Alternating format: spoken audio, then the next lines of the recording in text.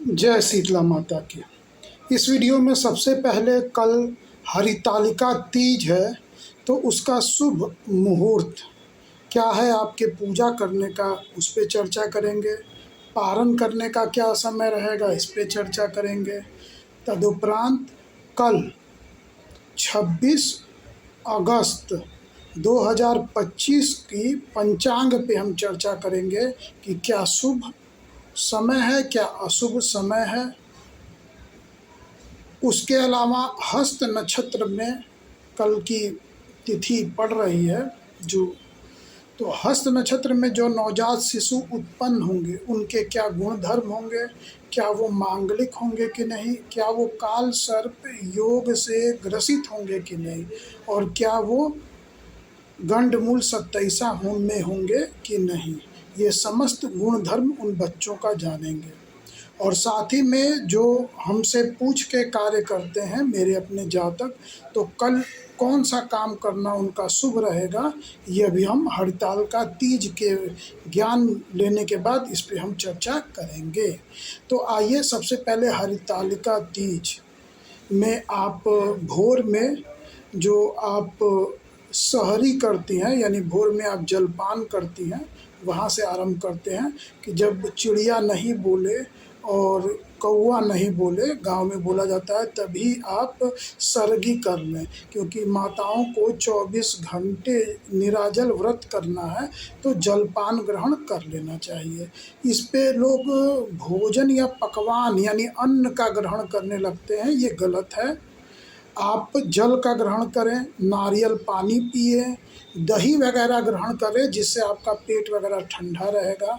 यदि आपको भोजन करनी पड़ती है दवा वगैरह के कारण, तो पेट खाली नहीं है, शुगर की मरीज हैं, तो आप जो है वो फल आहार ले सकती हैं। पर अगर भोजन संबंधित अन्न संबंधित चीज़ें ले रही हैं तो ऐसी चीज़ें न लीजिएगा। वह आप 3:30 बजे से पूर्व ही कोशिश करिएगा उसको ग्रहण करने की, ठीक। और जो प्रातः की पूजा है, प्रातः जो हम पूजा करेंगे वो स्थिर सिंह नक्षत्र प्राप्त हो रहा है 4:58 से कल प्रातः 7:11 तक। ये आपको प्रातः पूजा जो आप संकल्प करेंगी कि मैं पूजा करने जा रही हूँ, अपनी शक्ति जो है शिव जी और माता पार्वती जी प्रदान करें, इस व्रत को मैं अच्छे से कर पाऊँ, वो संकल्प करना और पूजा करने का कार्य इस समय प्रातः पूजा करने का काम करेंगी। ये समय मैंने आपको बता दिया। अब संध्या, शिव जी की पूजा प्रदोष वेला में ही की जाती है, तो संध्या प्रदोष वेला जब आप शिवलिंग बना के पूजा करती हैं, तो वह शिवलिंग बजा के आप पूजा जो करेंगी वो आप संध्या को 5:50 से रात्रि 7:21 के बीच में करेंगे। ये आप संध्या की प्रदोष बेला की पूजा आप करेंगे। इसमें मैं बता दूं कल सूर्योदय कितने बजे होगा, तो कल सूर्योदय 5:37 पे होगा, ठीक। और सूर्यास्त 6:17 पे होगा। ये आपको मैंने जो दोनों पूजा की बेला बताई है, ये दोनों स्थिर मुहूर्त लग्न है, और ये दोनों जो सूर्योदय और सूर्यास्त का समय इसी में आपको मिल रहा है। पूजा आरंभ करेंगी, पूजा समाप्त करेंगी, तो ये पूरी आपको वेला मिल रही है। ये हो गया। अब कल सुबह जो पारण करेंगी, यानी परसों सुबह जो पारण करेंगे, व्रत कल कर लेंगे, तो रात्रि जागरण अवश्य कीजिएगा। इस व्रत का महत्व रात्रि जागरण से है। पार्वती जी ने भी सखियों के साथ सबसे प्रथम इस व्रत को किया था शिवलिंग बना के, और रात्रि जागरण का महत्व है। और रात को जागने में समस्या होगी तो कम से कम आधी रात यानी 12 बजे तक तो अवश्य ही जग जाइएगा। अपनी व्यवस्था या अपनी संगति में माताएं रह करके रात्रि जागरण अवश्य करें।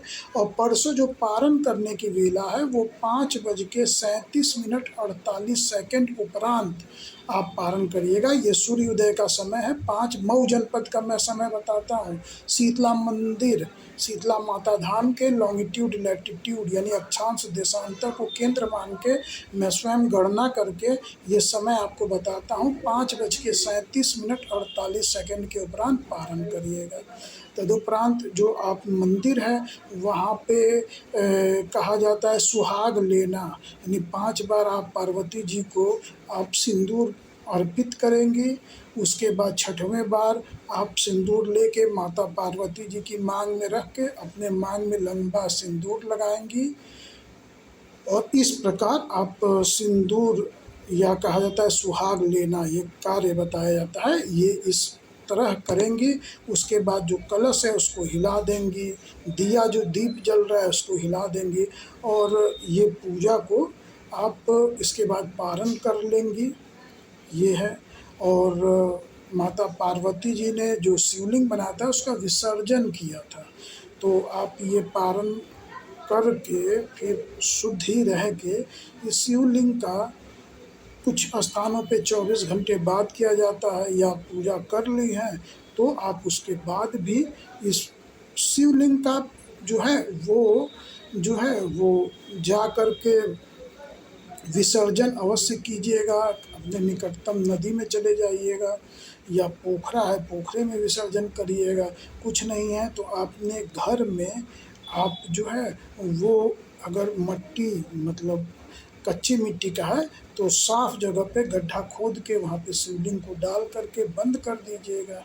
इस तरह विसर्जन कर लीजिएगा। और नहीं तो अपने गमले में रख के उसमें जल भर दीजिएगा, तो मिट्टी का शिवलिंग है तो वो शिवलिंग जो है वो मिट्टी हो जाएगी। इस तरह भी विसर्जन अवश्य कर दीजिएगा। तो ये मैंने थोड़े से मैं आपको पूर्ण जानकारी दे दी समय अवधि के साथ कि कब आप व्रत पूजन करेंगे और कब पारण करेंगे, ये पूरी जानकारी मैंने आपको दे दी। अब जो मेरे जातक हैं उस हस्त नक्षत्र है, तो कल शुभ विशेष जो कार्य है वो कोई चीज़ सीखना हो, क्योंकि हस्त का मतलब हस्त नक्षत्र में हाथ से संबंध है और हाथ का संबंध कौशल कार्य करने का है। यानी जो क्रिएटिव वर्क आप हाथ से कर सकते हैं, हस्तशिल्प का कार्य या कोई भी कौशल के कार्य या किस कार्य में आप माहिर हैं हाथों द्वारा, इसका संबंध है। तो ऐसे जातक कुछ भी कल नवीन सीखना चाहें तो वो कोई भी कार्य सीख सकते हैं, कोई भी लैंग्वेज सीख सकते हैं। इवन ज्योतिष भाषा सीखनी है, ज्योतिष विषय, तो वो भी सीखें। हस्त ज्योतिष सीखना है तो वो भी सीखिए। किसी भी प्रकार के नए विद्या सीखना हो तो आप बिल्कुल सीखिए। अपने कारोबार में निवेश करना है तो बिल्कुल निवेश करिए। किसी भी रिसर्च करना है, कोई प्रोडक्शन करना है, तो वो सभी आप कल के दिन कर सकते हैं। हस्त नक्षत्र के जातकों का गुण ये रहता है कि वो कुछ न कुछ क्रिएटिव कार्य करते रहते हैं।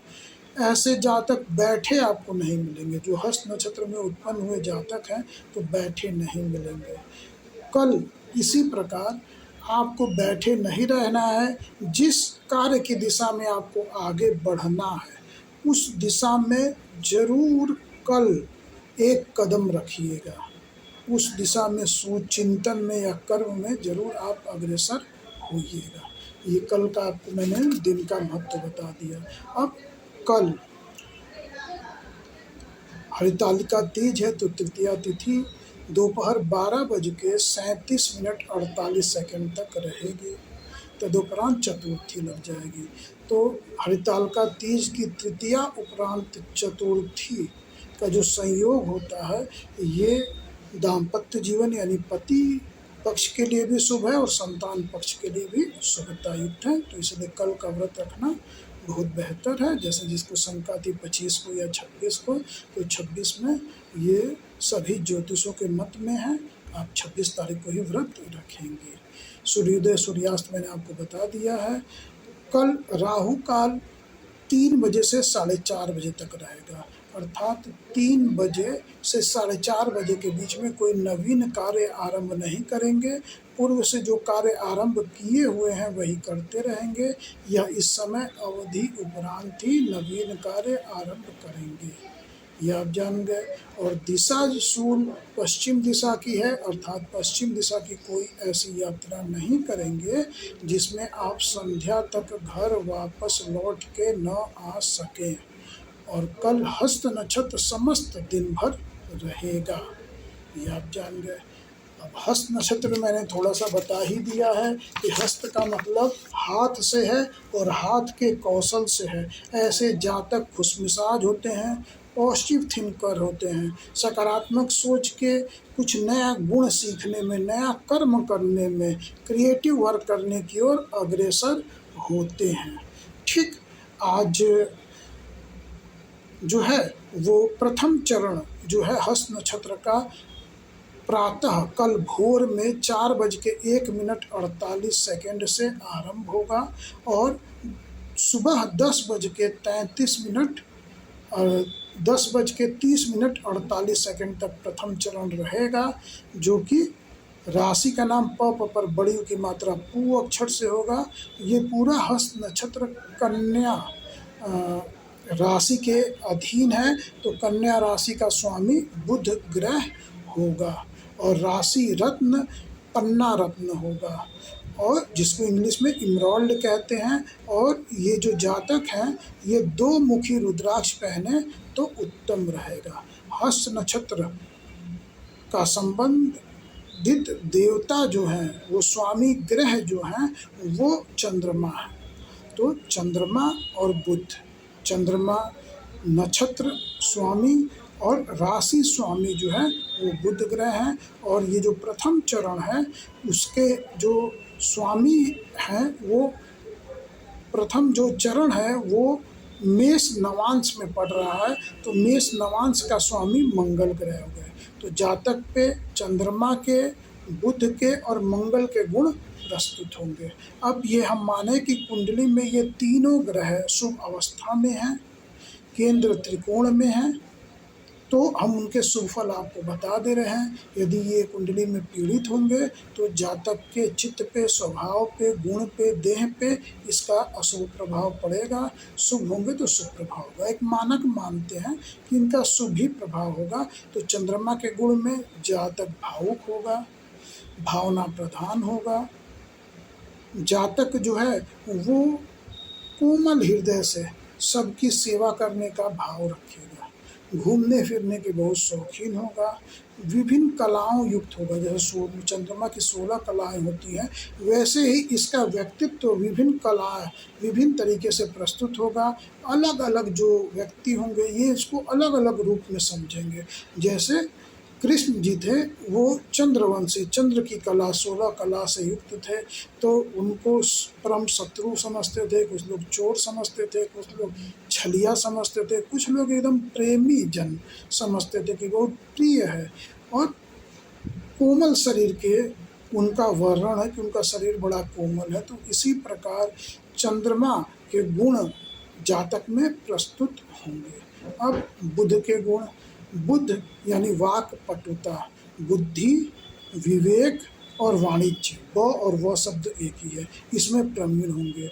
वो वाक पटु होंगे, हाजिर जवाबी होंगे, आपके कुछ बोलते ही वो तुरंत आपकी बात का उत्तर दे देने में माहिर होंगे। ये हो गए बुध के गुण। अब जो है वो मंगल के गुण, जातक पुरुषार्थी होंगे, जातक में पुरुषार्थ भाव ज़्यादा होगा। जातक अपने पुरुषार्थ बल से अपने कार्यों को सफल करने की क्षमता रखेंगे।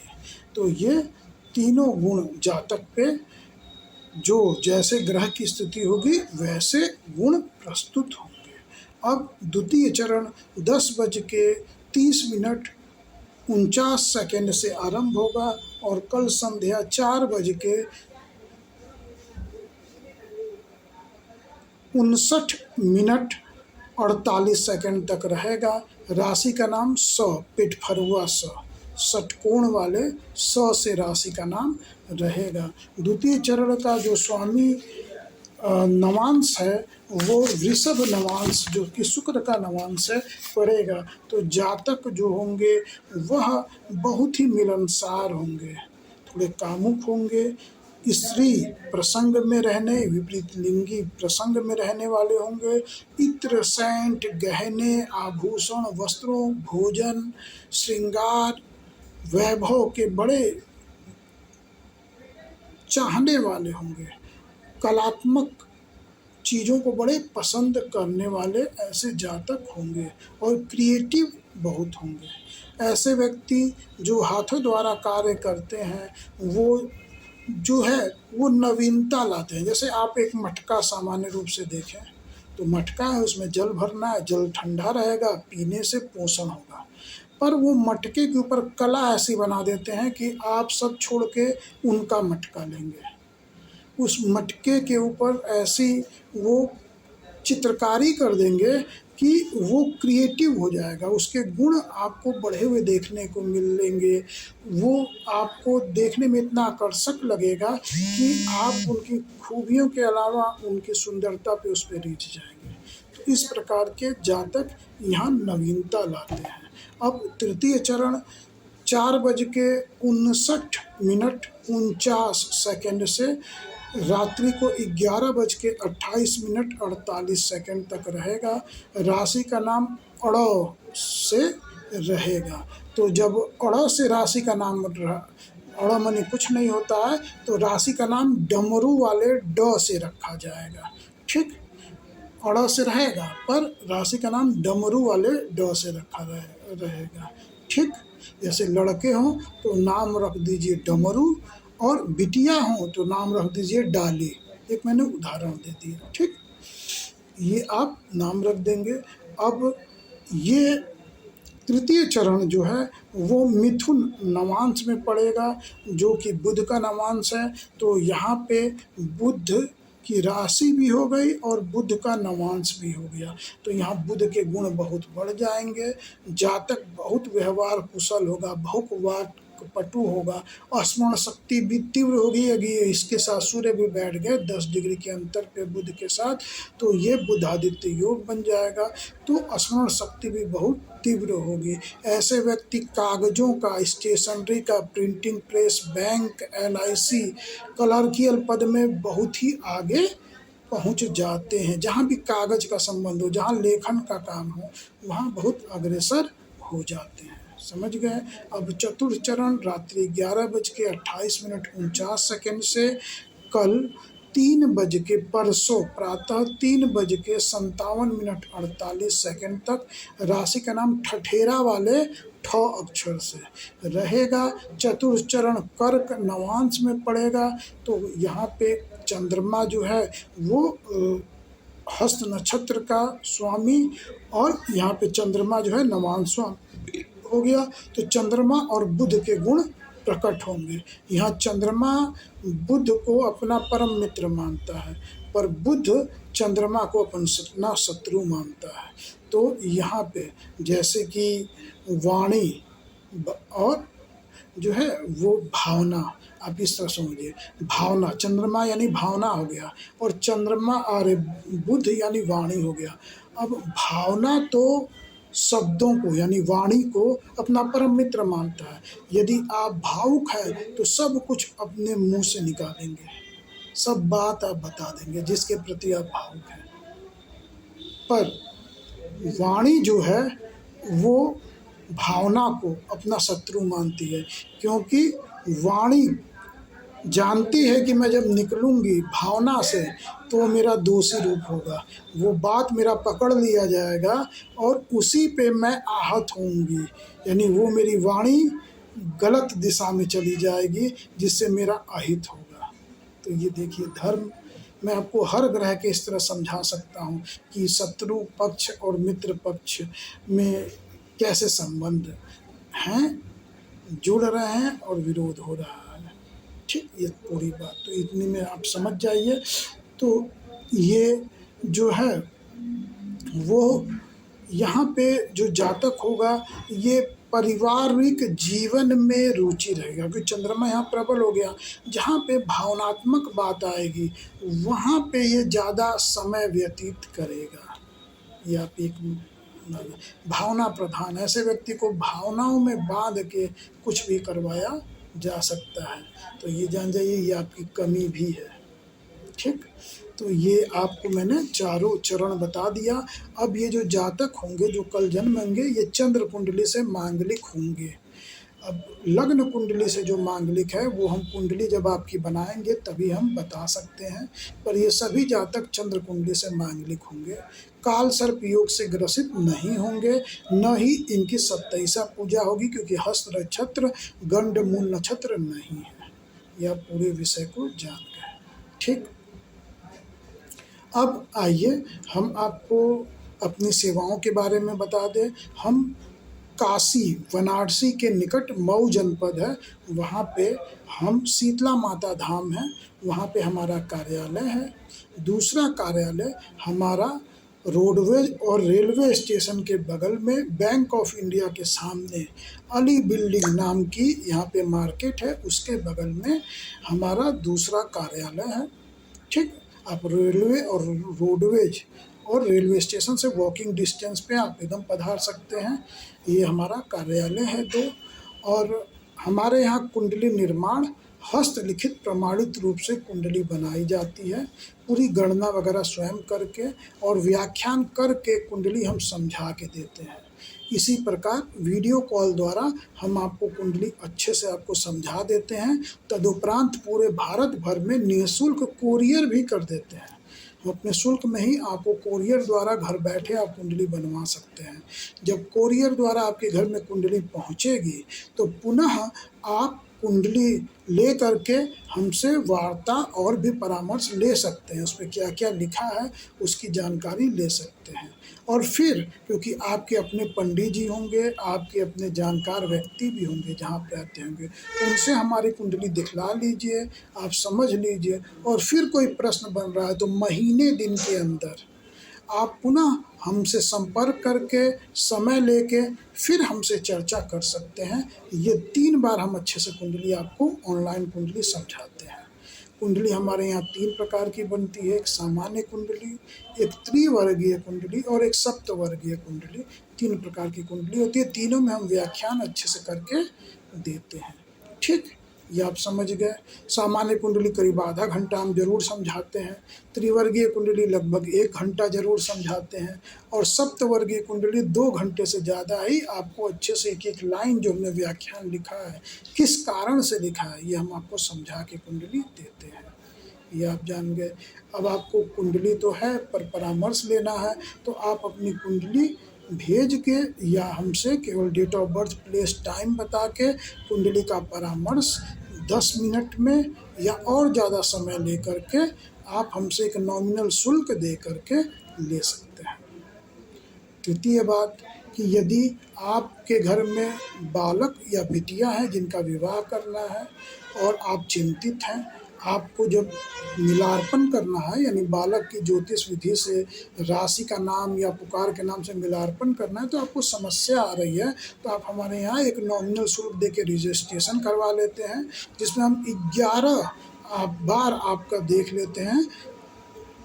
इतने में आपका विवाह तय ही हो जाता है और आप हमारे यहाँ वो शुल्क जमा कर लें तो आपके पास कोई बिटिया वाला आ रहा है तो तुरंत आप हमसे संपर्क करके रात भर में यानी 12 से 24 घंटे में हम आपको पूरी जानकारी, नाम से मिलार्पण, राशि के नाम से भी मिलार्पण और कुंडली से भी मिलार्पण, तीनों अच्छे से बता देते हैं।